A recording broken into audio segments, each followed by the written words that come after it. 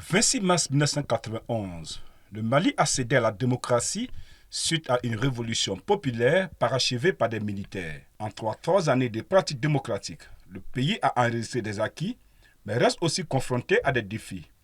Le processus démocratique a été émaillé d'événements. Si le Mali a réussi à organiser plusieurs élections démocratiques depuis l'avènement du pluralisme politique, il reste toujours un pays de coups d'État. En l'espace de 33 ans, le pays a connu 4 renversements de régime. Après la dictature de Moussa Traoré et une transition de 14 mois, Amadou Toumani Touré cède le pouvoir à Alpha Oumar Konaré. Celui-ci venait de remporter la première élection démocratique. Auparavant, le Mali s'est doté d'une nouvelle constitution. 10 ans plus tard, le pays réussit sa première alternance démocratique. Alpha Oumar Konaré remet le pouvoir à Amadou Toumani Touré, celui-là même qui a été le héros de mars 91. À quelques mois de la fin de son mandat, Amadou Toumani Touré est contraint à la démission par des militaires. Ces derniers l'accusent d'être incompétent face à une rébellion indépendantiste appuyée par des groupes extrémistes. Une transition est mise en place, conduite par le professeur Diongounda Traoré, président de l'Assemblée nationale. De nouvelles élections sont organisées et portent au pouvoir Ibrahim Boubacar Keïta.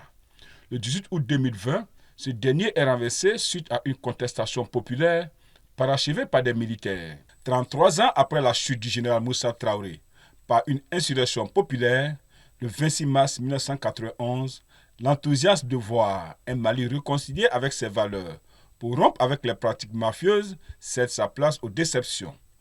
Ironie du sort, les acteurs du mouvement démocratique accusent d'autres acteurs de remettre en cause les acquis du 26 mars. Mais dans la réalité, beaucoup d'acteurs du renouveau démocratique n'ont jamais su incarner le changement pour que le peuple profite des acquis qu'il a obtenus dans la douleur.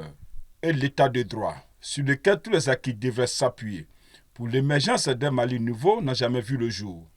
S'il y avait un acquis à préserver, c'est tout faire pour que le Mali ne tombe plus dans les mains des militaires. Malheureusement, les démocrates ont travaillé pour cela. 3 coups d'État en pleine démocratie. Ce complot éventré fait qu'aujourd'hui, les acteurs du mouvement démocratique sont en disgrâce.